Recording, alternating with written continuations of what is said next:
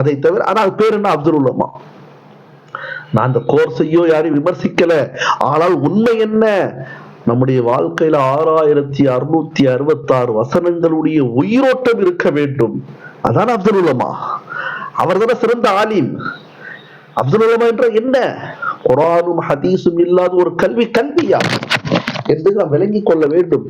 குர்ஆனும் ஹதீஸும் இல்லாத ஒரு கல்வியாக கருதப்படாது. மற்ற கல்வி தவறு என்று என்னுடைய வாதம் அல்ல. எல்லா கல்விகளும் தேவை, அதனுடன் குர்ஆன் ஹதீஸும் தேவை. குர்ஆன் ஹதீஸ் இல்லாத ஒரு கல்வி அல்ல என்பதுதான் அல்லாஹ்வுடைய ரசூலுடைய முடிவு. நீங்க என்ன வேணா டாக்டர் ஆகுங்க, இன்ஜினியர் ஆகுங்க, என்ன வேணா ஆகுங்க, ஆனா குர்ஆன் ஹதீஸுடன் ஆகுங்க. இதை எடுத்து விட்டால் எந்த லாபம் கிடையாது. செந்திலுக்கும் கரீமுல்லாவுக்கும் எந்த வித்தியாசம் கிடையாது குர்ஆன் ஹதீஸ் இல்லைன்னா நம்முடைய வாழ்க்கையில.